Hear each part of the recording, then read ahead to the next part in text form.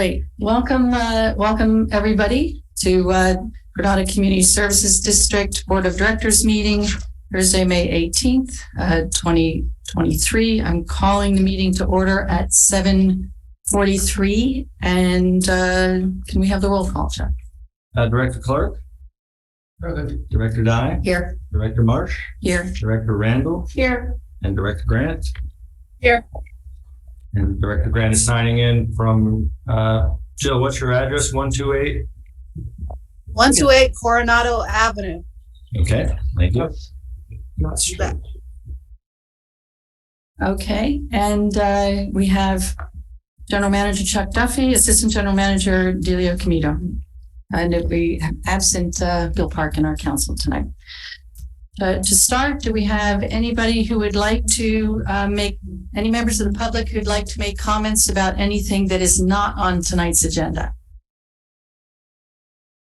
Member of the public, Director Dye. I would just like to recognize and congratulate Backwater Barbecue for being nominated to the Michelin, being recognized in Michelin as a restaurant here in El Granada. Wow. It's a really great accomplishment. We have a very small commercial area, and it's terrific that we have a restaurant there that is doing so well. So just like to put that on the record. Great news. Yeah. Any other comments? Seeing none, we'll move to our regular meeting agenda, starting with the parks and recreation activities. I'm going to switch this up because I think the resurfacing of the skate ramp, which is item B, will move fairly quickly. And we've asked Haley to come into the building and she's not here yet. So I'm going to move that up. We have Steve Hawk with us tonight. Steve, do you want to I can either read the agenda or you can tell us what the ask is. Yeah, real quickly, I've spent some time out there talking to skaters and looked at it. I don't know if any of you have given that a close inspection lately, but there's some holes developing in the surface. There's also some question about the foundation of it, the infrastructure. Whether this been closed up this whole time, so they're going to get that a look and see if that needs some repair as well. It's still really skatable. People are on it all the time. I just saw 6 guys on it tonight. But it definitely is. It's ready for some improvement, and that's just a thing with wooden skate ramps. You won't have this problem if you ever do concrete. Knowing that this is one of your first recreational facilities, I strongly recommend it repair it. Thank you, Steve. And there's an estimate for how much it's going to cost. We did get an estimate from Scott. Yeah, but that's the change.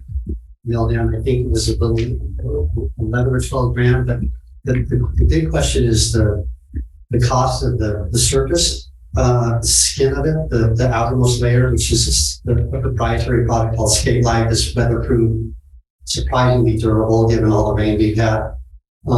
But apparently it's in demand these days, and the price has tripled in the last 6 months or so. So that's going to be the major expense. I think he's budgeted around $6,500. He thinks it could go as high as $9,000 just for the Skate Light alone. Okay.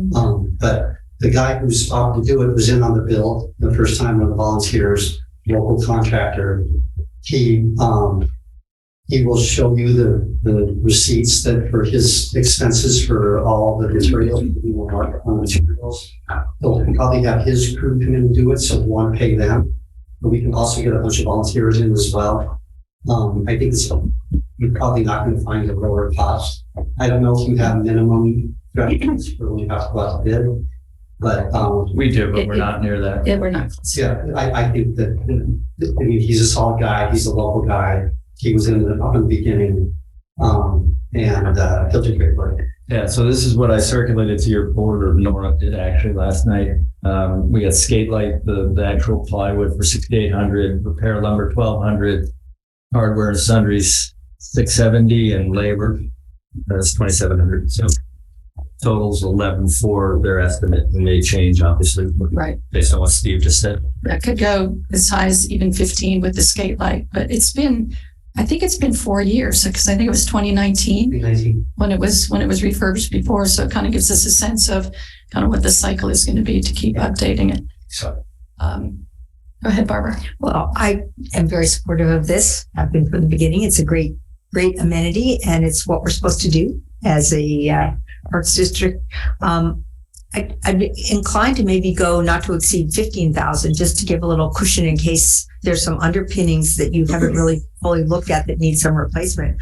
I mean, I'd be prepared to make a motion for that, but I'll see what other people are thinking. I think that the discretion of the staff may be even higher than that. Right, but as long as we're approving it, let's approve whatever a reasonable number is for the max it could be, because, you know, in the overall scheme of things, this is very reasonable, particularly for the amount of enjoyment and use that it gets. So I'm a little worried that once they open it up, they may get bigger. Yeah. I was going to say no more than 20. 20? Yeah. I'm fine with that. Especially with all the rain we've had. I mean, let me make a motion and we can discuss Wait. it further. Let's, Open it up. Well, I have to ask for comments from the public. Yes. And Are Jill there, has her hand and Jill has her hand up. She's a board member, so you could make a motion and then she could comment. All right, before we go to a motion and board, we should have board comments before the motion too. Do we have any comments? Oh, let me take Jill. Go ahead, Jill. Okay. I just want to say I really love the skate ramp, and it is busy all the time. Morning, afternoon, dusk, always has skaters. So I am very much in favor of this. Okay, thank you. Any other comments from any members of the public? Seeing none, Dr. Dye, do you want to make your motion? Sure. I move that we approve not to exceed $20,000 to refurbish the skate ramp. Seconded by Director Randall. Any other board comments? I have a question for Steve. The new improved ramp, will it last longer? Than the current one. Yes. Has the surface material been improved? No, it's the same material as last time. Okay, so, and when the park gets built and we move the ramp, will it need to be completely dismantled, or do you have any idea how? I'm not sure how that works. My guess is that the biggest cost is the skate light, and that can be easily taken off and removed. But I'm not sure how easy it is to just do a cut and paste, dismantle and move. My thinking is that most of it can be moved. But I remember when we did this last time, they looked at the old ramp.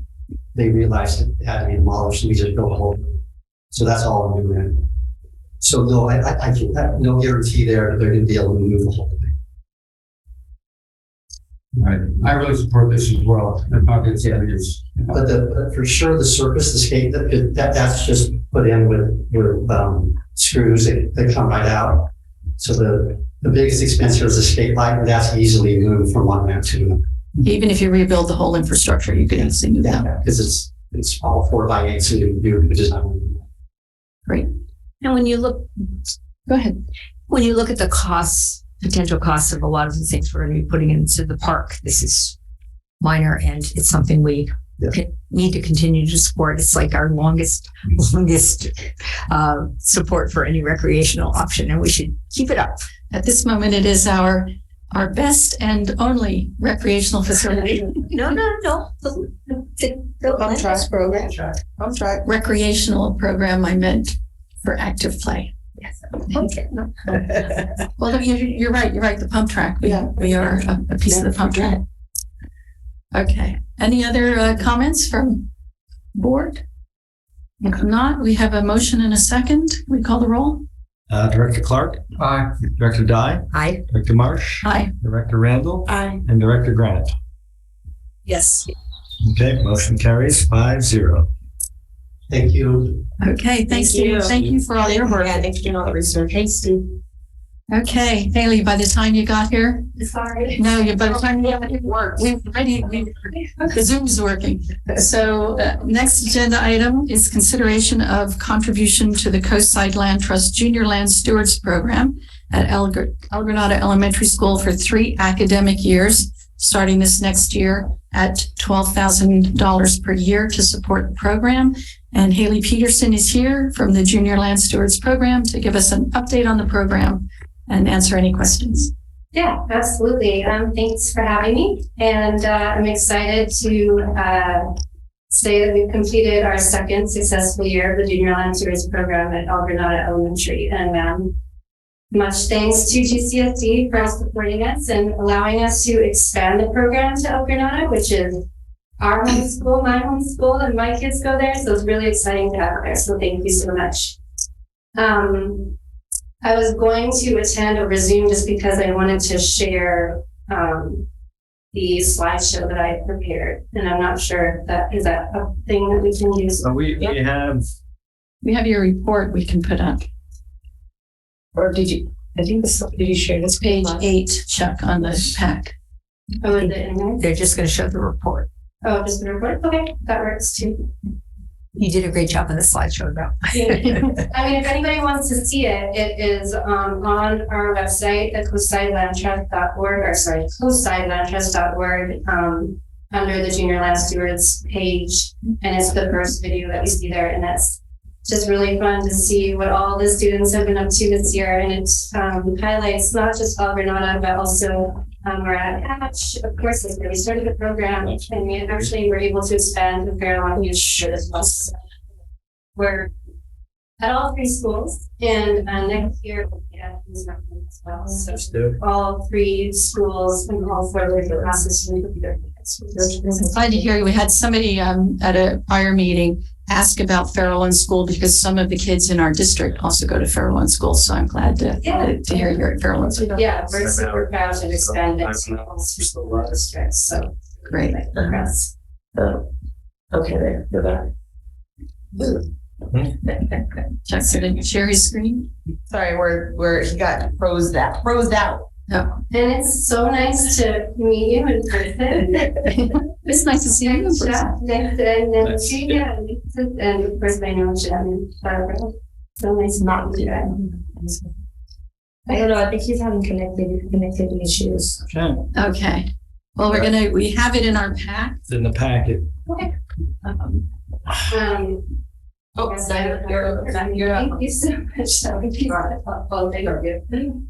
All right. So It might be happening. there it is. There we Okay.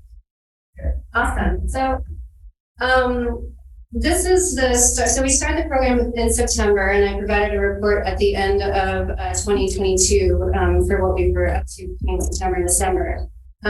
This report starts off with the 4th graders work starting in January, and so they had planted seeds.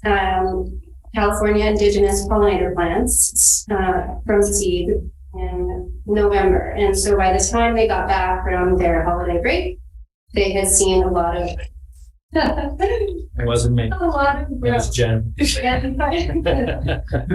Part of the program is they do this scientific experiment where they plant 2 pots, the same seeds in each pot, one with fertilizer and one without, and then they measure it over the course of time to see the difference in growth.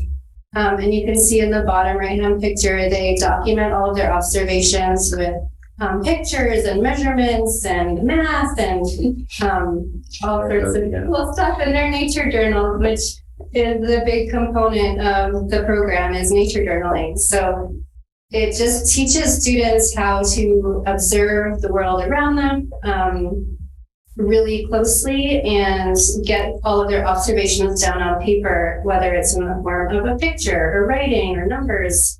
And it's a really amazing way for students to engage because anybody can do it.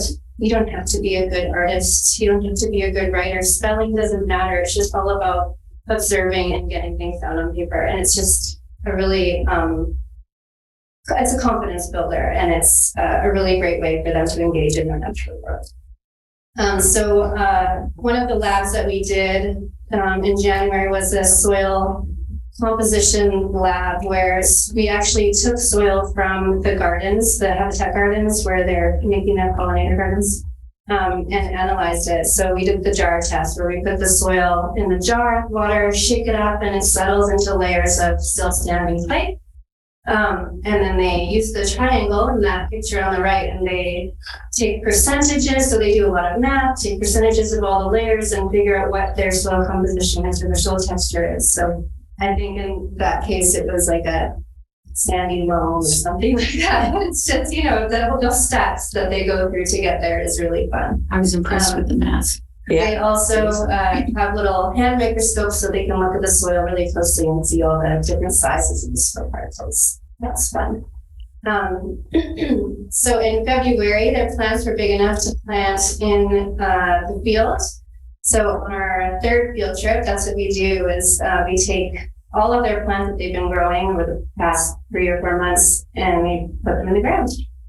They get to see the roots that their plants have formed. They dig the holes. They learn how to plant something.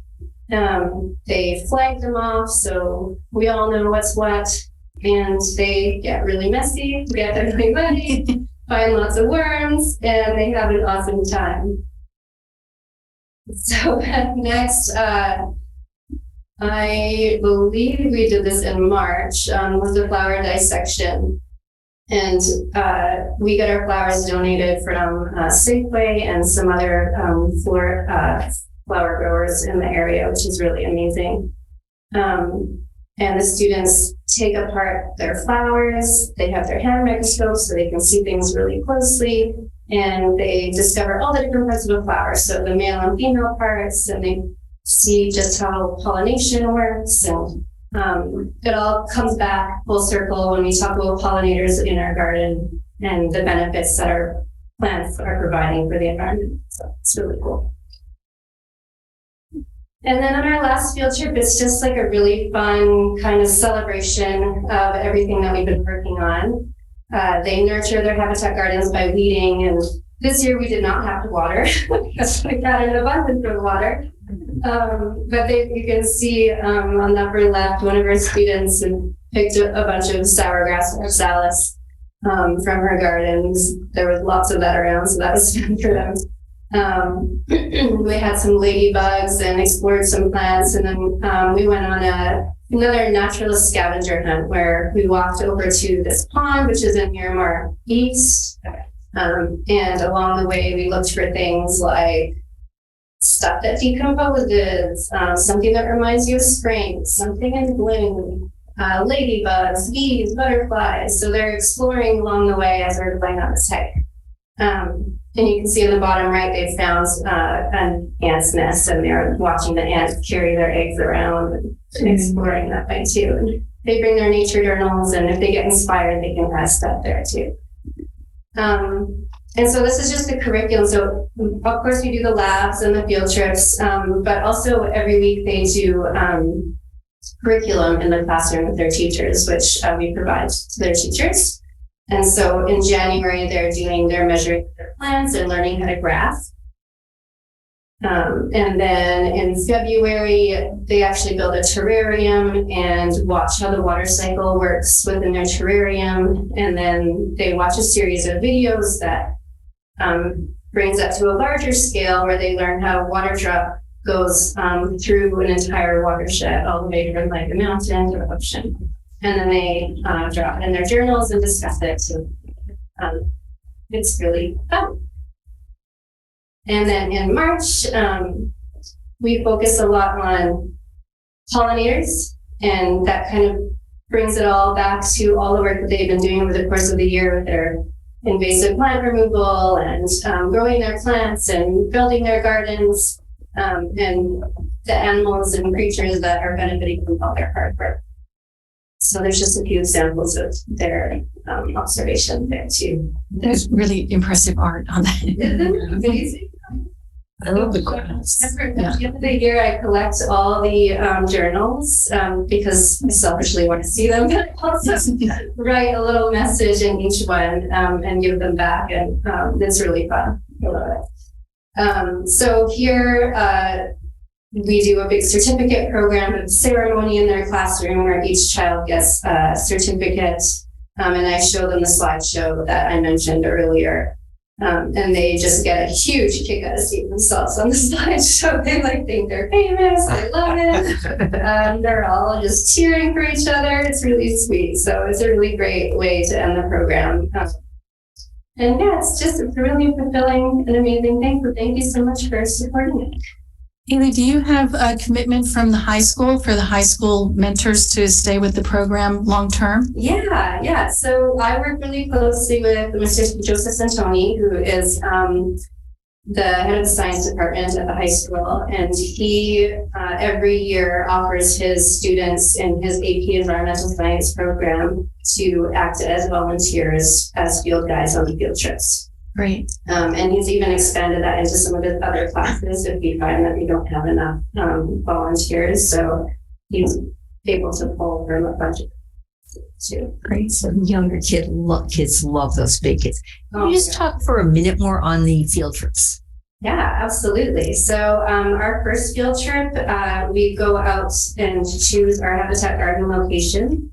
We remove invasive species and prepare the area by a process called sheet mulching, which is where they remove as many weeds and invasive species as possible, lay down cardboard overlapping, and then put a thick layer of mulch on top of that. And that keeps the weeds away, and it retains moisture so that when we do go back and plant months later, it's easier to dig in the ground. And it also, after they do plant, it keeps invasive species away and adds nutrients to the soil, and there's a whole lot of benefits to that. So after they do that on the first field trip, they go on a naturalist scavenger hunt, finding birds of prey and signs of fall and stuff like that. So that's the first one. The second field trip is dedicated purely to nature journaling, and we do some really amazing activities. One, which is my favorite, is called sound mapping, and it's almost like a meditative process where students will sit in nature in small groups with their field guides and just listen. And we teach them that, okay, you're going to listen for 2 minutes and you're going to hear some things, but if you listen longer and you wait and you're patient, you'll find that you'll hear even more, and your ears literally open up and you can hear so many more things around you. And so when they do this, they document this in their nature journal, all the sounds they put themselves in the middle, and then they'll be like, okay, I heard a sound from behind me, and it was tweet. So they'll write, behind them on their paper list, tweet, tweet, and then they'll hear like a wave crashing over here, and they'll draw a wave and they crash. They'll use onomatopoeias and stuff like that in their sound maps. So We do that at Quarry Park. we do that at Quarry Park, yes. Yeah, we hear airplanes a lot at Quarry Park. We've heard woodpeckers frequently, lots of hawks screeching and stuff like that. So there's lots to hear. What's our other one? Oh, our other one that we do, and this just teaches them how to make closer observations. So it's called My Secret Plant. And they will go off on their own, find a plant or an object in nature to draw, anything that inspires them, and they'll draw it with as much detail as possible. And they'll take their time, like maybe 10, 15 minutes drawing this item. They can add color if they want, they can add labels. They'll draw like what's around the plant. And then once they're done, they'll come all back together and they'll be like, okay, over here, my plant or my object that I drew is in this general area. Can you find it? And they'll show their picture, and then their group will have to try to find what they drew. And it's like hide and seek. They love it. So that's cool. What else do we do on that field trip? There's lots of little mini nature journaling activities that we do too, and we change it every year as well. So, it's just a really fun, calming field trip. And then our third one, of course, you saw we plant. And then the fourth one was the last one I mentioned, which was the nurturing the garden and the naturalist scavenger hunt. Mm-hmm. Great. Go ahead, Matthew. Haley, I think this is a great program. I want to thank you for the obvious involvement and hearing that you put into it. It's wonderful. Who else supports the program? How much of is GCSD helping of the total cost? Really good question. So we fundraise every year through COSAC Gives. So that's a large portion of our funding comes from there. We also get periodic grants from other organizations like this year and the next year we have funding from MidPenn, and they're helping to fund the program at Hatch. So it's a mixture of different grants and funding that we get that helps. I think it's a good idea to do the 3 years because continuity is for any kind of program like this is always important. And there's one thing I didn't see in the report, and how many participants are there at the El Granada Park? At El Granada, there are around 50 students, two fourth grade classes. Yeah. It varies from year to year. Last year there was around 60 students. This year there's around, so it just depends on enrollment. And as time goes on, every kid in El Granada will have a chance to do this program. My daughter will be in the program next year. I wish I'd been here when my son was in that. I think in the first year we had Rick Barker, one of our parks advisory committees, and his kids in it. He thought it was great. Yeah. Do we have any other questions or comments? Any questions or comments from members of the public? I don't see any hands up. Do we have a motion? I will move that we commit to 3 years of support for the COSAC Land Trust Junior Land Students Program at El Granada. At $12,000 a year. $12,000 a year. Do we have a second? A second. Second from Director Randall. Any other comments from the board? Well, I'm very supportive. I didn't want to make the motion because I'm heavily involved in this program. I'm volunteer for it. But I mean, I've seen these kids out there, and the part that I think really fits with our mission is that a lot of these kids have never been, some of these kids have never been to Quarry Park. Sure. You know, they've never seen this community. They've never taken a walk there, and we give them a little history on the way. And it's just exciting to see how much they enjoy it and how well designed the program is. So, Great. yes. Looks like Jill came on with me. Have a hand up? Go ahead, Haley. I All didn't right, thank you for reminding me, Barbara. Barbara comes on our first field trip every year as we walk, second field trip, as we walk to Quarry Park, and she gives a history of El Granada and Quarry Park as we go. And we walk by the first house ever built, and she talks about how the quarry was built and what it was used for, and that's awesome. So thank you. I want to go on that field trip. Yes, I'm thinking we can do another history walk, actually. Yes, time for That's history walk. Yeah. Anyway, it's a real pleasure to be involved in this. It's really great. Great. Any other comments? I don't see a hand up from Jill. Just want to check with you, Jill. Nope. No, I don't have my hand up, but my daughter is one of the teenagers that goes down to the school and helps out. And she loves the program. That's great. It's great for the kids too. You didn't even mention the amazing training that you do for the high school kids who are going to be part of this program, because they all come out and have a training program with local experts who talk to them about the plants and the birds and the geology and everything else, which is great. We do a lot, yeah. So we bring the high school students out before the program starts and orient them to the open space and kind of prepare them for what to expect. And we bring out experts in geology and birds and all sorts of stuff. So that's awesome. Actually, this year we also had a grant from the Land Trust Alliance where we were able to provide nature journaling training for the high school students and for the teachers, all fourth grade teachers of the district. So that was awesome too. Great. Any further comments or questions? No, we have a motion. Chuck, can we call a roll? Okay, Director Clark. Aye. Director Dye. Aye. Director Marsh. With pleasure. Director Randall. Yes. And Director Grant. Thank you. Yes. Motion passes 5-0. Thank you so much. And we hope you'll come back Haley? next year to give us a report. Absolutely. Yes. Yes. Thank you for coming in, Sorry, Haley. Reduce that file size. Shut down my computer. Okay, great. We'll move On next is the, I have to say, two very cheerful items to start our agenda. Yes. I'm very happy. it's a cheerful meeting tonight. Yeah. We have the report on the Community Recreation Center, and we'll fix this on the agenda. Report on Granada Community Park. At some point, we'll try to call it Park and Community Center, so we don't have to have two names. But we do have an update, Chuck, on those because we have a new member of the project team, Yeah, right? so we had a I forget what the acronym they use now. Group 4 uses. We were going to go a little bit of a deeper dive in the community center, and I talked to Carolyn from Group 4 Architecture, who's doing the preliminary design of the community center. I said, I don't think we need to get into The integrated design workshop. Thank you. Okay.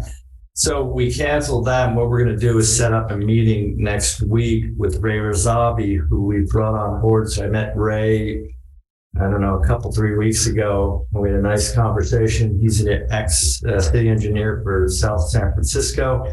He's going to be doing the project management, which is nice because he can drive the process much better than I can. So we're going to bring him on board, and we'll have a meeting with Group 4, with the civil engineers, the CEQA people, Ray, and Conroy, and get all the stuff put together, and get the plan, and get the permitting, and get a schedule, and all that kind of stuff. So, hi, Ray. Hi, Ray. Welcome, Renee. You want to say hello? Hello. It's been a pleasure. Nice to meet you, Ray. Oh, Thank good. you. Good to see your face. So when we see you around, we'll know who you are. Yeah. Thank you. So Pleasure Ray, meeting you all. down at the city Half Moon Bay, helped them with a few projects. So, you know, he knows the area and whatnot. So he's a good add to the team. Amazing. Thank you, Chuck. Comment as well. Go ahead, Barbara. And I think we've agreed that we're going to have K&K redo the map for the board, For the big sign. the big sign at the bottom of Portola, and it's going to be flipped around in response to community requests. And that should be up sometime in the next couple months. Can they So- rename it? Yes. I mean, like Put the new name on. Yes, the new name will be. You're going to read it's a I don't know what, canvas or something like that. Yeah. The thing I was down there today. Yeah. So I think that'll be good. And then, you know, it sounds as if it's going to be a couple more months before they're actually ready to submit to the county. Ray will help organize that and make sure it's all put together. But, you know, there's a lot of pieces to that. Yeah, and Ray knows Tom Conroy from K&K. He sat down with him a couple of weeks back and kind of got an overview of all that. So Great. Great project. Looking forward to it. yeah. Yeah, very exciting. Thank you. We're happy to have you on board. Especially Thank Nancy. Yes, especially. So, Ray, our next item is sewer stuff. If you want to hang on, I know you engineers love that stuff. There's Thank you. one other thing. Chuck and I just had a very brief conversation because we talked last meeting about at some point we'll have a discussion about financing and phasing and so on. As we're heading into this project, one of the things that Michelle picked up that I said at the end of the last meeting, these are master plans at this point, which are somewhat aspirational. We have a hint at their costs. Of course, we did the cost analysis right at the peak of annual inflation and supply chain problems, so we don't know how accurate those are. But we had a little talk about the timing of those discussions just to sort of set expectations. We think to get further into the process with the county because lots of things could change in that process that would affect the costs. We also will contact the city manager at Half Moon Bay offered to put us in touch with the lobbyists that they used. They got the multi-million-dollar grants for Carter Park. And so we'd like to have more information about what potential grants we have. Right. And then put that together with what potential financing we can do. And then when we have that much information and know what we have to modify on the plans in order to get them approved, then we'll be more ready to have a meaningful discussion on financing and phasing. So I think we said casually maybe this summer, but I think it's probably going to be later than this summer. And none of that, None of it's fixed in stone. the key is we're getting everything permitted at this point in time, and then And that's going to take tell quite a us while. what we actually build and whatnot. and then we'll figure out what we can afford. Right. And how to phase it. Yeah. Because we may be able to afford one piece of, of part to begin. We'll figure all that out. Yeah. Just random question. What's the top, like, once we get permitted, do permits last in perpetuity? Do you have a timeline by which you have to start building? There's a timeline, and I don't know that we talked about this because like the community center, we talked about redoing the existing building there and then adding another building. Right. And you don't want to get stale dated. There's not a hard line for like CEQA and things like that. At some point in time, it's a standard of reasonableness. Got it. If you build a community center 15 years from now and you did CEQA today, that's not past the standard of reasonableness test. Got it. And sometimes a deadline, but you can easily petition to have deadlines extended. Not so much on CEQA, but at least on the permitting part of it. So, And that's, we're having right here. Yeah. So that's expertise to that, having done big projects like this. Great. Okay, any further comments or questions or public comments or questions on the Park and Recreation Center? Seeing none, I'm going to move forward to the engineer's report. Well, John, not shockingly, is in Hawaii yet again. Does anyone have any questions or Is comments? everybody in Hawaii? We completed, I know, it seems that way, right? We completed the 5-year phase 2 of the 5-year CIP or 6-year CIP. So that is complete and it's in place, and we're already starting planning for phase 3 of that, which will start next year. I have an update to the engineer's report. Okay. It appears that they finally have started at least doing the land prep for the Harbor Village RV Park. Oh. Because they've taken out trees and they've got graders in there and so they're working on it daily now. Okay. I have a question. Go ahead. I'm interested. Well, first of all, I want to say that this is not really related to engineers, but it's kind of related to overall sewer, which is that the other day, the SAM trucks were on Isabella and they were doing the yearly cleaning of the lines, which, I think people see those trucks and they may wonder what they're doing there. They clean all our lines once a year. Yes, correct. And so Yes. you will see the SAM truck and people may not realize this, that we contract with SAM to do that, which is great because those people are here. They know the system. They do a really good job. I think very highly of them. So when you see a SAM truck out there, it doesn't mean there's something wrong. They may be doing just the routine cleaning. Yeah, generally it is routine cleaning. Yeah. I mean, I think we've had one spill in the past year, maybe 2. So there were minors. They were like Yeah. ounces. They were like a Home Depot bucket. Yeah.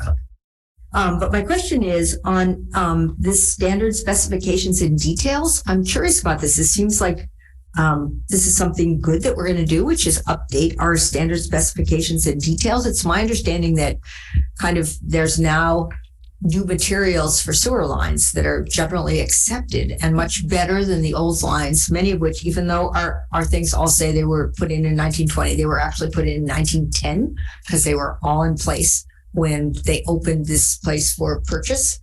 But still, we are steadily replacing them. But what kind of changes could we expect from looking at our standard specifications and details? Not giant ones. I think our original standards and specs are from 2003. This will shock all of you, but not a lot changes in the sewer world. So. No, I actually have learned that. Not quite like the tech. Innovation. I was laughing. I was just talking to one of my other boards and they were asking me about inflow and infiltration. So for people who don't know what that is, when it rains like it did here, they have inflow, which is the same day as the rain. It's leaking into storm drains and manhole picks and people connecting their roof drains to the thing. And that's why Sam's Flow went from 1.3 million gallons a day to something like 17 million gallons that day and the next. And even now, if you look at the Sam Flow, now they have what they call infiltration, which is the groundwater rising up and creeping into the pipes. But it's telling them a story. When I first started in this business, I'm talking to an engineer and they go, oh yeah, you've got the water mains and all this and the sewer mains. And then stuff gets in there and it leaks in, and you have to do an I&I study. And I said to them, well, why don't they make the sewer mains out of water main pipe, right? Because that can withstand 200 PSI. And, the engineers look at me and go, no, they just don't do that, Chuck. They'll go away, right? So, but they're using more HDPE now. Yes, which is Seamless much better. Plastic pipe, because what happens in the old pipes in the 1920s or 10s, it was clay pipe. It had a joint every 3 or 5 feet. A lot of places to leak in. The HDPE doesn't do that. Some of the new, even the PVC pipes now, they're 20 feet lengths. So the gaskets are better, obviously, and all that kind of stuff. So they'll be updating that kind of stuff to that. But it sounds like, well, okay, it'll be interesting to see this. And I also, again, I've pointed this out before, but if you look at the graphs of the impact of rain on the flow from each of the agencies, we are by far the best, which means that our capital improvement program of replacing any problem lines is working really well. So we have a really good solid system, and we are continuing to replace problem lines as time goes on. Yes, and that was our goal, to replace those 1910, 1920s. For the most part first. We had some other problematic pipes that we fixed. So yeah. Director Grant. Hi, I'm wondering, there's a staging area in the strip that it has a construction entrance and then it's just bare ground. When is construction going to be over and that will be restored? That's the Or is that going to continue to be used? They're complete. Yeah, they're complete. Yeah. So, and I was looking at that today, Jill. So I'll have to contact John when he gets back, because I saw that they had, I won't say tore it up pretty well, but certainly there's no vegetation there anymore. Yeah. It's really noticeable now that the strip has been mowed.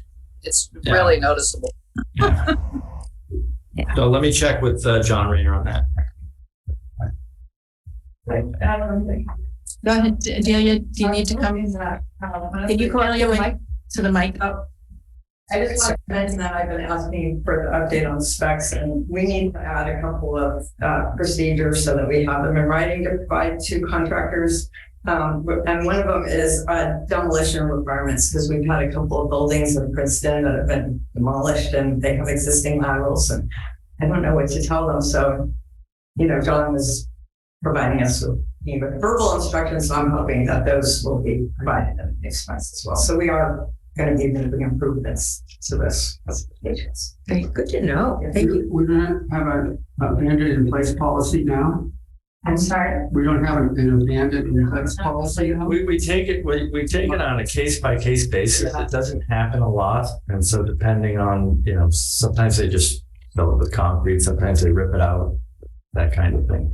What you don't want, obviously, is a pipe not connected to anything. Speaking of I&I, Yeah. that is draining a lot or something like that. Interesting. Okay. Any other questions, comments, public comments on the engineer's report? If not, then Jill, your hand is still up, but.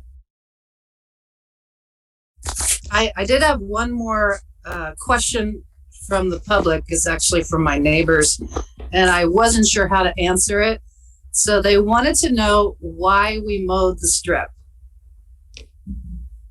Because the fire department requires it. Yeah. So the fire department, they're telling me that it's 100 foot from structures. So the neighborhood is like, why did they mow the whole strip? It's just a blanket for fire. Delia's gone to look that up. And we can get back to you on that as well, Jill. We've been told that the fire department requires it. They've been mowing it for 20 years. Now that doesn't mean we would have to keep doing it, obviously. Did they mowed it or we mowed it? We mow it. They And send us. it's not just that size lot. Anyone who owns an empty lot in town has to mow it as well. It used to be you have to take it, all the grass, all vegetation that wasn't decorated down to the ground surface. And that meant disking, but that killed a lot of snakes and other critters. So now the standard, it has to be 4 inches or shorter by May 15th every year. And that's for fire prevention. I know in the empty lots, if you don't do it, the county comes and does it and charges it for you on You your put it on your bill. tax bill and they Yeah. charge you 3 times as much as you can get anybody else to do it for. And I know I do a lot of monitoring for Hillside Land Trust, and it's an ongoing issue of the fire department coming and doing significant clearing. Sorry, Delia, I need Delia, wait. Mike. Oh, sorry. The letter states that the property has been determined as a potential fire hazard, and they quote the sections of their code. And we are required, notice to destroy weeds is issued, and we are requested to remove such vegetation and refuse from the above mentioned property by May, whatever year it is. So by mid-May, we are required to mow all of those weeds down. It has nothing, it doesn't say anything about any structure whatsoever.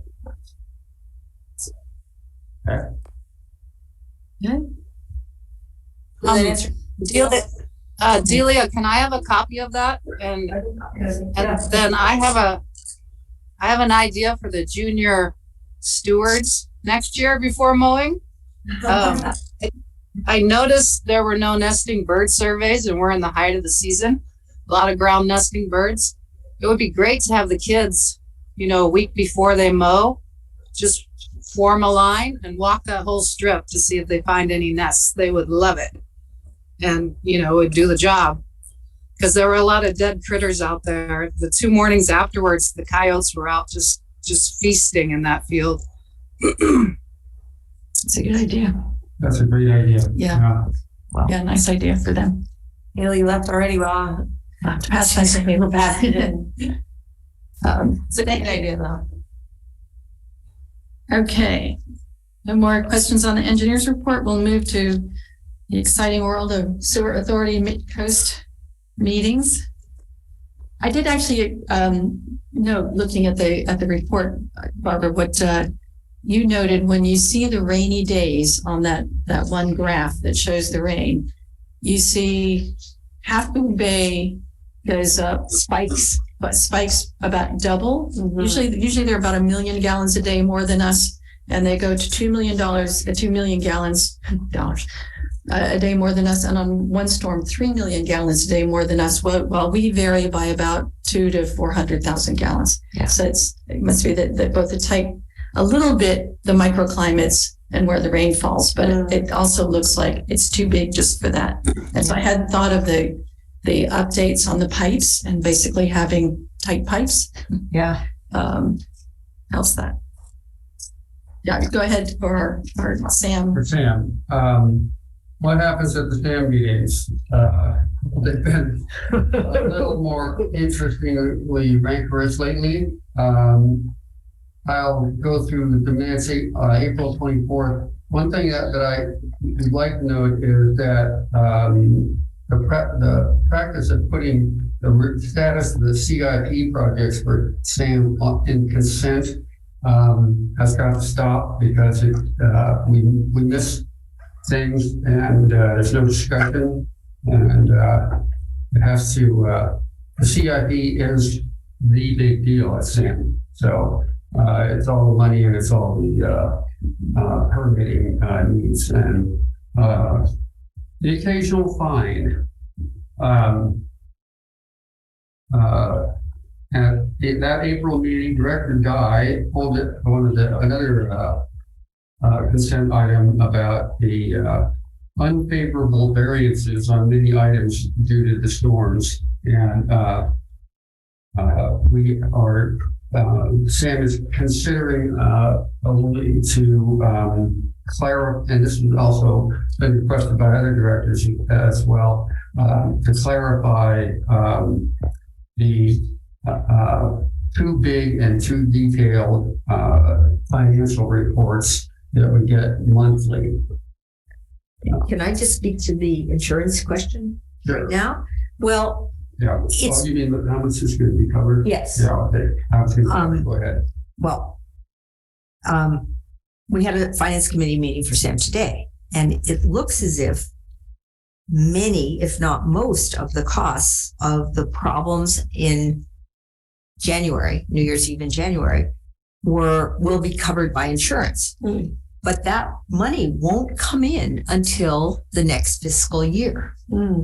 So we are going to have a end of year budget summary, financial report that shows us well over $1 million in debt without necessarily having the exact numbers of what will be reimbursed. And since we work on 1-year budgets, we don't have any mechanism for carryover.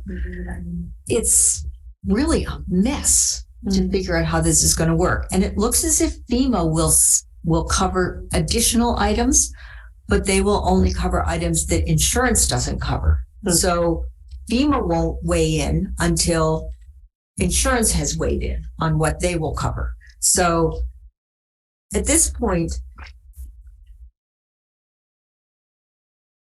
The insurance tends to be slow. yes. So it will be definitely next fiscal year because we're right on the cusp of the fiscal year. So how we're going to manage that seems to be up in the air. So we end the year with a deficit. We're going to end up with a deficit anyway, but it will be much larger. And there isn't an existing standing mechanism to roll. There's not an accounting way to do that, And according to what they're telling me. is it because the insurance payment is not precisely known that you couldn't accrue for it as an accounts receivable? Correct. Because it will not be confirmed until the next fiscal year what insurance will pay. But can they? I feel like I know. Yeah, We can't solve it tonight. I'm really, yeah. this is one of those things that I don't think we can solve, but it's a big, issue. And to me, it's one in a long series of improving the sophistication of the financial planning and management for SAM. Exactly. So that it's not a year-to-year process, but a longer-term process. And in general, the long-term plan to align with the long-term planning and longer-term capital improvement plans. Yeah. Because there ought to be a way to accrue an estimated exactly. account receivable Right. that could be adjusted and balanced later. I don't think that's a very serious financial practice. Right, I would agree. Well, Particularly, I think obviously we don't want this to happen, but this is going to continue. If this happens again, we're going to face this issue again. So we might as well try to solve it now. And this has gone both ways in SAM history. So for years and years and years, they would list pick a number, $1 million in projects, and then they would only spend $200,000, and that money would accrue in SAM's bank accounts. Back when Matthew came on, I think they had $5.5 million in their bank account, and they've got a reserves policy that calls for, is it 2 months O&M plus? Right, 1.25 million. 1.25 million. And so they've had a buffer. So they're not in debt at $1 million. They had a deficit this current year of $1 million, and they would draw down on that. But now they're getting to the point where they're drawing down possibly past their reserve level. Well, Yeah. and also because we are now tracking the capital improvement projects and they remain committed to them. They can't Without- fluidly. And when they go over, they just fund it out of cash flow, but it's getting closer and closer. And I had a big fight today, and it seems like neither of the other agencies really wants, we need a end of the year reconciliation. It may cost us more because it is reasonable that some capital improvement projects go over budget. That happens. And across fiscal years as well. Yeah. Right. This is all, but at this point, everything slides. And then the next year, you've got these commitments from the previous years, but our agency has already paid our share of those projects, and they're no longer on the table. Plus, the mysteries of capitalization, they all just go away. So, I know. Well, this year you have cornered the.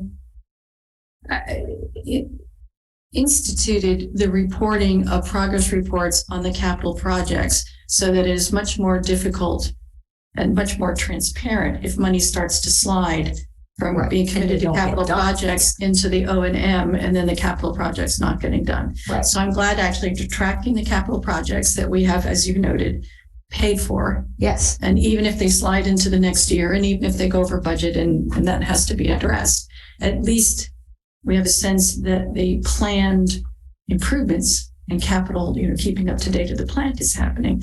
I mean, I think this is unfortunate because it's a very good thing that we did that and they can't slide the money back and forth now. But it's such an aberrant year with the costs at Yeah, the the beginning it's of this kind year. of separate. I mean, the issue with the capital improvement program continues.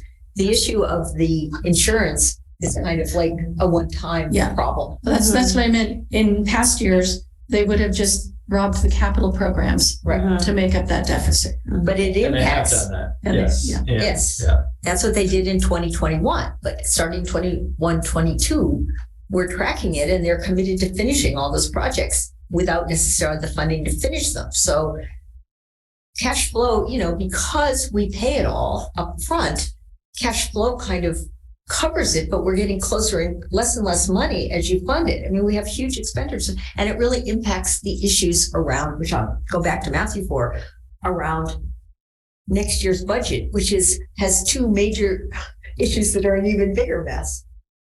First, out of the blue, today, we got directors, and I don't know if it came to this office, we got a table, CIP project tracking. And by my count, there were 19 CIP projects that are still considered active that were funded in the previous fiscal years, one going back to fiscal 16, 17. Yeah, And so this problem is glaring even more now. And also we were furnished with figures on how much reimbursement there would be from FEMA. Storm damages and the expenses for that will be reimbursed up to 100% through February 25th. Anything after that will be reimbursed 75%, and then the California Office of Emergency Services is going to kick in 18.75%. So those will be covered 93 3/4%. except FEMA has not yet approved the list of expenses. For the reason that you stated that they want to know who's going to pay for what. The insurance pays first, yeah. Yeah. Right, and then once they get all that information, they receive it all, it will take 60 to 90 days to receive the funds. So that sounds to me like easily 3 months into the next fiscal year. Well, because they won't have the insurance thing until well into next year, and then FEMA comes after that. And again, that's a completely separate issue from the cost overrun. So, last year we approved a $2.5 million CIP for SAM, and we're paying our 20% of that. And I'll pick the largest one, which was the refurbishing of aeration basin number 4, which was, I'm taking this off the top of my head, $500,000, and it's already cost $900,000, Yes, something like that. $400,000 over. And so that begs to the process of we, the three Where does that districts, money come from? are approving a budget. The budget went over by 80%, and yet it's not coming back to us, the districts, When that all three of us, Right. for approval. And, at some point in time, here it goes back to my standard of reasonableness, but I'm going to start calling it standard of unreasonableness. But at some point in time, if you're 10% over budget, okay, big deal. You're 80% over budget. If nothing else, people should know. Someone should send out an email to me and to Maz and to Clemens saying, hey guys, we're 80% over budget. Which is not to say that sometimes it isn't completely justified, but there Right. ought to be a mechanism that says, we know it. You can't go 80% over budget and not tell the people funding it. Yeah. So this is a big issue, but now there's another Right. much bigger issue, which Matthew's going to talk about the coming budget, which is that Half-Moon Bay is refusing to approve the budget. Right. I wrote an interesting op- Part of that, she's on the finance committee. I get out of that, and knows much more about this, but it's like Sam has many pockets in their coat, and there's money in all of them, and it's virtually impossible to find out where the money for a particular, to continue a project or to finish it, came from. Which pocket was it in? And, you know, the transparency is just not there. And I really don't think that, All right, well, this one. staff know. Yeah. Either. Okay, so there's all the issues about the overruns, but there's also the issue that we need, the SAM budget is supposed to have been approved by the SAM board or passing it on to the agencies. We should have had that budget tonight. We got it introduced to it at the first April meeting. Yeah. And we still haven't passed the budget. And I talked to Chuck recently. We have some ideas about how to try to move it forward. But the gist of it is that Half Moon Bay doesn't want to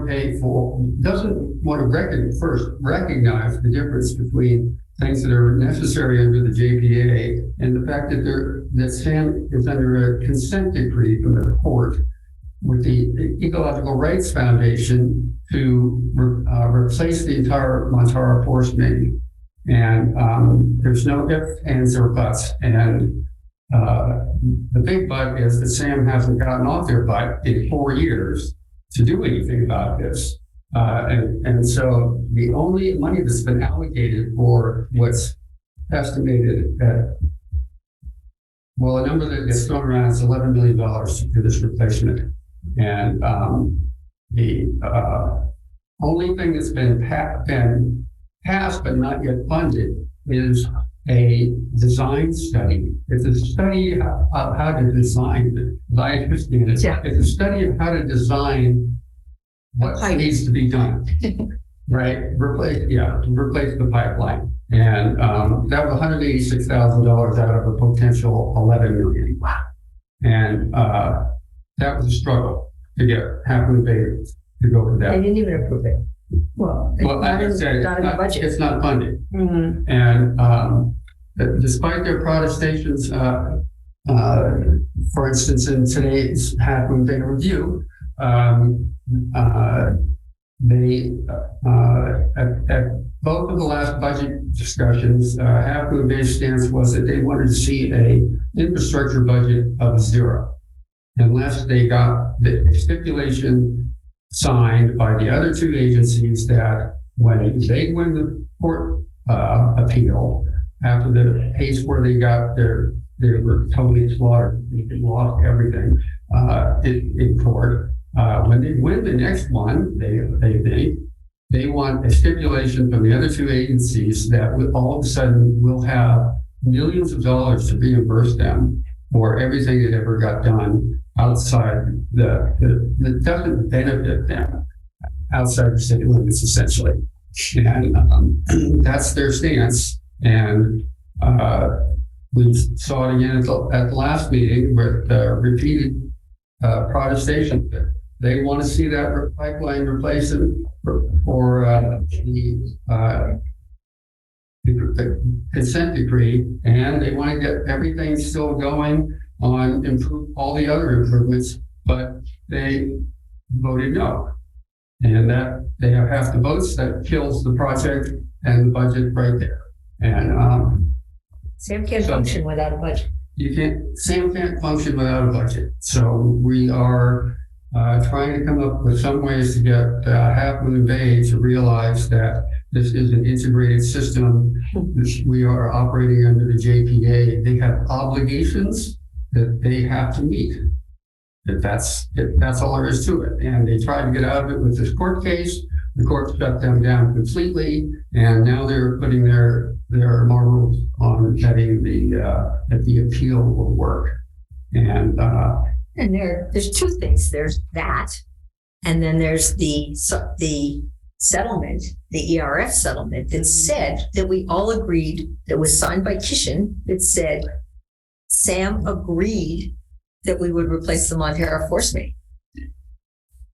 Yes.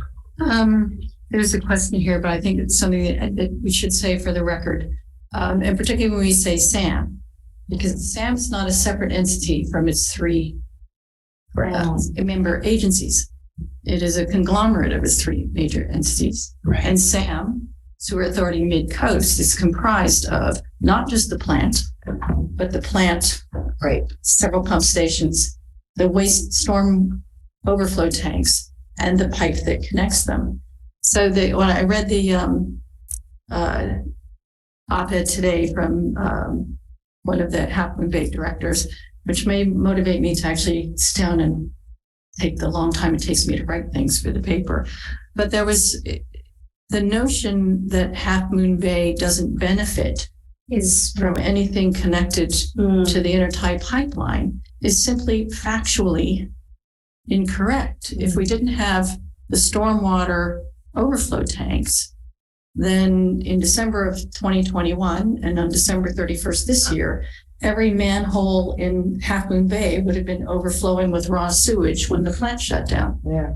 And it just so happens that those tanks are located in Montera and in El Granada, right. and they are only connected to the plant because they're connected to the intertie pipeline. So the notion that Half Moon Bay doesn't benefit from that pipeline all the way to Montera, where there's a 434,000 gallon overflow tank, is just a fallacy, and it's just a convenient fallacy.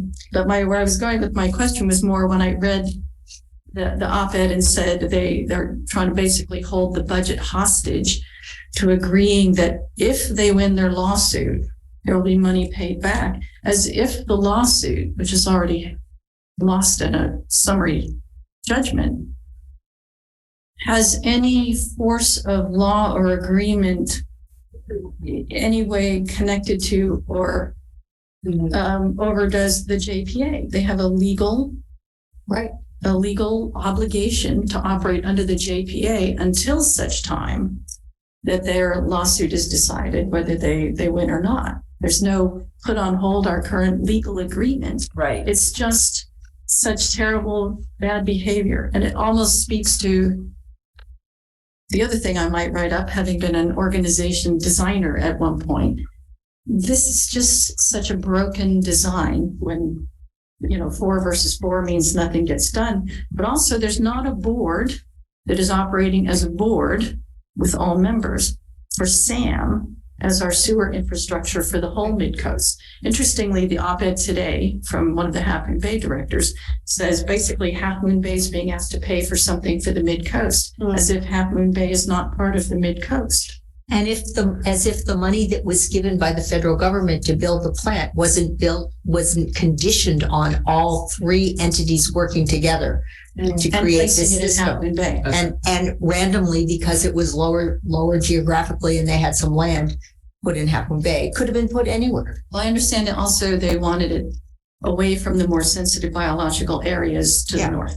So there was a big benefit in getting other agencies to pay for it to put it. And they continue to pretend that the summary judgment that you mentioned doesn't clearly state in so many words that it is clearly a material benefit to the city of Half Moon Bay to have this current setup. The overflow tanks.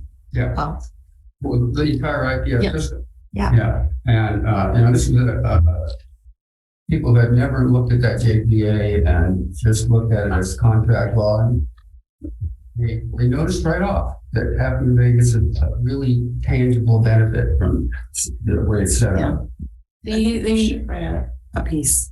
Yeah, I started jotting notes today. I'm going to have to write it, but because I know I'm preaching to the choir here, Right. But for the benefit of anybody who listens to these things. I think it would be great to have something from you because I know Montera's working on something. Well, one of the keys here we have to differentiate is Half Moon Bay sued our two districts because they said we're not responsible for the IPS. And there's a difference between repairing sections of it and replacing the whole thing. Mm-hmm. So that was the basis of their lawsuit. They lost. Now we're in the appeal process, but that's kind of one issue. Separate issue is SAM as the entity settled with the ERF this lawsuit. Yeah. It's not a project issue. It's not it's a lawsuit. And Jeremy Youngrice, Sam's attorney, said that at the last meeting. He said, this is different than the project. Right. This is a settlement agreement, a consent decree. Which you didn't object to when it happened. They voted for. No, there wasn't really a vote. Well, still, stop it. If there was a vote, it was in closed session, so there's no record. We signed it. But yes, Sam signed it and we all agreed to it. Well, no, I think it's important to just, Sam has a board, and that board is accountable for what Sam does. Right. And so Sam has for its If board. they yes, it would not. propose to it. Yes. And, So and as a point of clarification as well, we got to stop calling those stormwater tanks. They're not, What they're is- sewage. um, If you get a drop of sewage in there, it's sewage. wastewater. We used to see people go, "Oh, you got the tanks there, it's a bioswale." I'm like, no, that's sewage. it's waste 60% of it might be stormwater, but 10% sewage, it makes it sewage. Wastewater overflow Wastewater tanks. overflow tank. So the other problem, what happens if we hit the next fiscal year, July 1st, with no budget? Can the bills get paid? I've done this dance 3 or 4 times in the past 15 years, so we've gone to that line and, the Rubicon and have yet to jump across it or whatnot. So hopefully we'll get something done. And remember, there's basically 4 parts of the SAM budget. There's the admin, the treatment, environmental services, which is small, and the infrastructure. So basically, Half Bay is saying we're not going to approve an infrastructure budget that is going to fund replacement of the Montero force main. That's where the sticking point is. That's where they want a stipulation that says, hey, if we prove this and we win the appeal, you're going to give us our money back. Don't think about the ARF ones. Yeah, that's a different, so that's the sticking point. So hopefully, if nothing else, we get an O&M budget, we get the admin and treatment environmental funded, and we can, after the appeal is again, hopefully decided in November, we can move forward.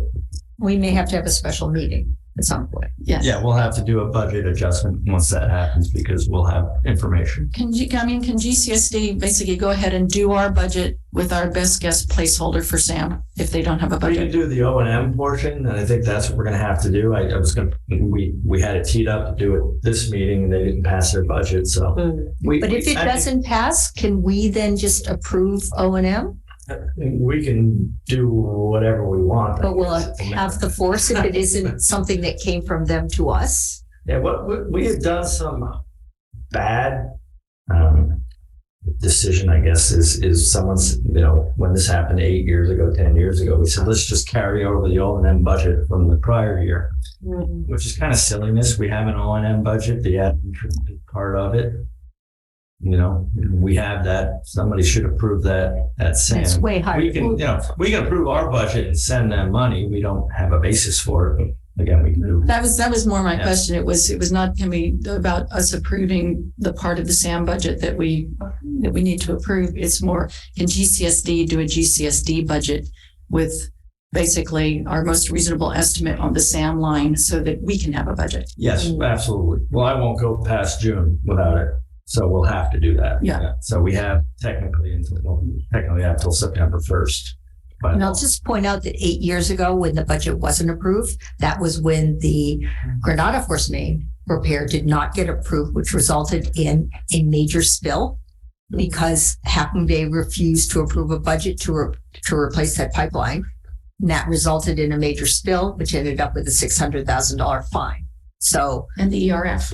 which led to the ERF lawsuit. so it's a problem. It is a problem. Broadly speaking, yes.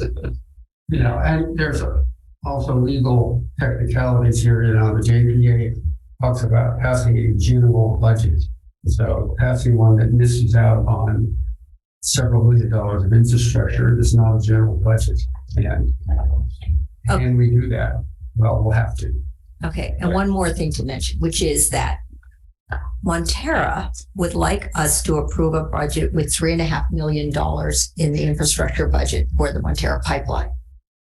All of the engineers agreed that in the year ahead, the most they can do is complete the design, do the environmental review, and put together the bid package And permits. and permits. Yeah, environmental. So the next fiscal year won't have $11 million to spend. $1.5 million would be generous. Okay, For those 4 things. for those 4 things. Montera is bound and determined that the budget should have 3.5 billion, because then they want Sam to put that money in its pocket and save it for the Montera Force Main for the next year. We've been saying, Sam's really bad at doing that. yeah, they'll just spend it on other stuff. No, they're actually very good at doing that. They take our money. So that's another set of issues there. We're holding firm on both, that we won't agree to sign the stipulation that says that, and we won't approve $3.5 million when at the most what could be needed is $1 million in a year. Okay. We had a managers meeting on this with myself, Clemens, Moz from Half Moon Bay, and Kishin for half the meeting. And we had this discussion. It's a dead issue. Floating around a budget that has $3.5 million in infrastructure for the Montera Force Main, it's not going to get approved by Half Moon Bay. So my point during the meeting was, what can we get to fund Sam from now till whatever, December, and then figure out once the appeals are heard what happened. Hopefully, I think that will happen. I'm going Pollyanna like you now.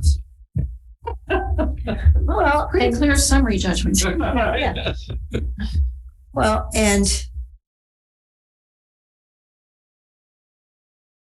Montera is bound and determined that they feel very strongly that this is what needs to happen, and it's not the real world though. They wanted an $11 million budget. They wanted an $11 million. It was what the whole thing. And they went to 3.5. Remember, 3.5 is a random number that has no basis whatsoever. No one has a cost estimate that's what it would cost. If they pass an $11 million budget, we don't have the money. $3.5 million is even a lot because we haven't planned for this. So we just need to get the admin and treatment and environmental funded at this point in time, move forward and see that. And then, sorry, my inference from them wanting all of that money set aside up front is they have a concern that when we get to the next year, it's just going to be another fight. But they're actually fighting that as if the Montera Force Main is a Montera issue. Yeah. And it's a SAM issue. Yeah. And I think you were right to keep it very much a SAM issue. And what money does SAM need to take care of the SAM issue in next year? Yes. Well, they're also talking a lot about sending a signal to ERF. And the SAM attorney is refusing to negotiate with ERF right now, saying that we need to pass a budget They're first, waiting for a budget which doesn't make any sense. Inexplicable. And early indication is they'll give us another 3 years. We've And it may cost us some money. 4 meetings on this, and each meeting the managers have said the most important thing right now is to keep talking to ERF, get a settlement Get some time. there that says we'll extend our deadline for 3 years. It's the most important thing. And we'll have to pay them some money, some attorney's fees and stuff. And that's fine, but we have sent a signal to ERF, or Sam has, for 4 years. We've done nothing. It's not a new We signal. sent them the signal. It's the wrong signel, but and so. Well, to be But fair, we it was a have- mistaken signal, though. They did an assessment of the force main, which they thought, which said it was fine. But it turns out, if you actually read the ERF settlement, that wasn't an option. Which is fantastically straightforward. It Yeah. says you must replace every stick of pipe in the Montera Force Main. And they were right, because look what happened. Well, right. Well, we spent $118,000 on the study 2 years ago, which said pipe's fine. I've seen pictures that make the difference. And sections of the IPS and this year, there's section by Palomar Pump Station that failed. Half Moon Bay did pay their share under protest, but they paid it. And now they're they won't move. So I guess, it just like to hear from people, does where we are and how we're representing you make sense to you? It does to me, and I think you should hold to what's fiscally responsible is to do a budget for next year that is a realistic budget for next year that is in line with what every agency has agreed to in the JPA, which hasn't changed in 40 years. Yeah, and this is where, I mentioned this in the chart that Sam's general manager suggested putting $1 in infrastructure. And I didn't really, that made no sense to me at the time, but now It does, really. Then you can say, we have a general budget. Well, yeah, you can have a general budget with no infrastructure, quite honestly. So it could be zero. The $1 was, like I said, it's almost an insult to ERF probably. Either we put something in real or we don't. $11 million isn't real. $3.5 million isn't real, and a dollar isn't real. So we either kind of kick it down the road or put in something real. I don't know what it is because they haven't gotten any. Yes, well, I kept asking for more detailed numbers on it, and finally they put the same big numbers into a spreadsheet and sent it to them. Like, putting it into a spreadsheet doesn't make it any less big. I mean, Given the nature of infrastructure, they should be doing 3 to 5 year look forward, with the first year being firm in what you budget, but it should have a forward look to put those numbers in place and keep them focused on what you have to do next year and the year after, and not just this year to year for. And that's the other thing, is now they're going to they want to do a special assessment for the an emergency to replace the boilers at several $100,000, and that's going to be on our Monday agenda. Which again, I told Matthew and Barbara this is, the budget at a minimum should be admin, treatment, environmental, and $268,000 for the boiler. So at least that is funded, and they're not taking that out of things. Best yet would be throwing in the $187,000 that was previously approved in April for the preliminary design study. Because if you want to send ERF a message, that was approved in April, but it'd be a lot better looking to see it in a budget. And hopefully we can get that. And now you've got whatever that is, 400,000 and change in the budget. It shows that we're making progress toward that. It's just, Okay. And I did a quick analysis of, some of these numbers, and I probably messed it up a lot, but it seems like we can increase our commitment to SAM. And that's one reason we raised the sewer rates. And we shifted money from sewers to parks. Well, I'm assuming that was a done deal. I also looked at shifting ERF to parks. Well, and I've got a 5-year look ahead in my budget, our GCSD budget, that looks at this kind of stuff. So that's there, but I don't know how you approve a budget that has $3.5 million in infrastructure that's zero backup. Yeah. And that's just, we're not going to. It's And so I'm just curious, it sounds like you're on board with that. Does this make sense to you, that where we are standing? Yes. Okay. Jill? Yes. Okay. All right. If we have flogged that enough. Well, I mean, And it's any our other- biggest expenditure. I know. Spend most of the week flying. I know, it's- me, so it's exhausting. And bless you both for being there and fighting the good fight. But thought is an appropriate description. And I don't see any hands up, so I think there's no more comments from the public on SAM, and we can Really one public frame. move forward to the consent agenda. I want to pull the minutes from the consent agenda because we do have a proposed revision from the minutes, both from one of the members of the public who commented, and Delia has made some other minutes. So the consent agenda without the minutes would include the May 2023 warrants and the March 2023 financial statements. Any questions or comments on those? Seeing none, do we have any public comments on those? Seeing none, do we have a motion to approve the consent agenda? Sure. I move that we approve the consent. Barbara moves. Matthew seconds. Without number 4, the April 2023 special and regular meeting minutes. Do we have a roll call? Director Clark? Aye. Director Dye? Aye. Director Marsh? Aye. Director Randall? Yes. And Director Grant? Yes. Okay, motion to approve items 5 and 6 on the consent agenda. Okay. Delia had handed out revisions to the minutes. A couple, I think, came from Fran, where she was quoted for her comments. One on the report on the park. Fran Pollard reported that she had spoken with the school superintendent. Her revision is who said he was open to the idea of having a preschool rather than saying, and was informed they plan to have a childcare program at El Granada Elementary, which is revising Fran's comments. So I assume that is okay. The second change is also Fran's comments.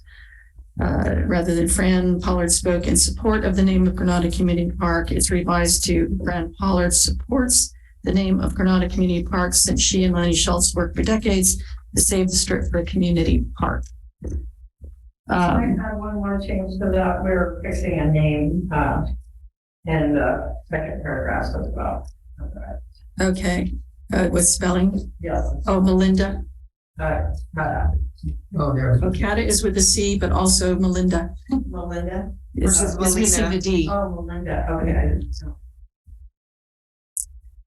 Okay, and then last was that, it was an hour and a half discussion and very difficult to sum up in just a couple lines, but our minutes are always pithy.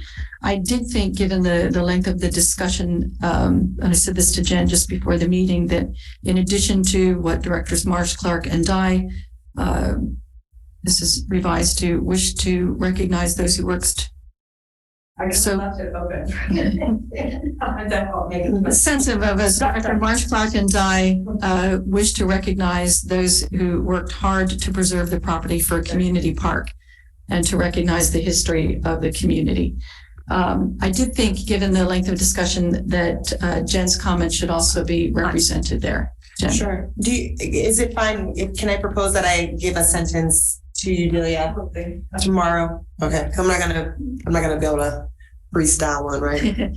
Yeah, I would write one, and I thought, I think Jen should actually write that herself. I agree. I think that's great. And I would also like to add the word back to for decades Okay. Okay, so in the comment. Okay. Worked so hard for decades Okay. to preserve. Okay. When I see, when you see yourself quoted and only quotes pull out, there was like a whole something else that I wish I had focused on, but that discussion's done. So then can we propose to approve the minutes with the stated changes? Back. Oh yeah, we can bring them back next time. Let's just bring them back. Okay, so we'll bring them back next time when they're all put together. Boom. We'll table those. Any other comments on those minutes? Lost my place. Do I have to ask for public comments? I already did on the consent Can agenda. I actually, now I look at it, I would like to change item number 4 to say Director Dye moved to a hard drive to hold the proposed events instead of several. Okay. Because there really shouldn't be, There were 3 events proposed. I know, but several events. Yeah. I Oh, think three. It's very vague. I'd like to say the proposed events. Proposed. The proposed events, okay. I don't know if it's appropriate or not, but maybe I should probably about it separately. He had asked if they could get an alcohol permit. They didn't know which. So maybe that's something we should talk to our general manager, or I don't know if the board wants to make a decision on. We had discussed getting alcohol permits when we were discussing with Michelle Dragony to do a band thing, and I don't think the board objected to that. You can get a 1-day permit. I don't object. I mean, I know we're not voting, but just like a source sense of the board. Yeah. We can consult council about this. That is a good idea. Ask Bill if there's any liability or risk concerns with that. That may be a And question. also, it's like we're changing the minutes. Think about it, because they ask us, do you host things with alcohol? And generally say no. Okay, yeah, let's check the insurance then. And item number 6 in the minutes, it was reported that insurance will most likely cover the costs of the January 1st storm event, The majority of the cost. or something like that. We'll cover many of the costs. How about many of the costs? Many. Sure. Many of the costs, because we certainly never committed that they're going to cover everything. Okay. Anything else? We'll move on to committee reports. All those conferences. I don't think we had any seminars, conferences, or other committee meetings.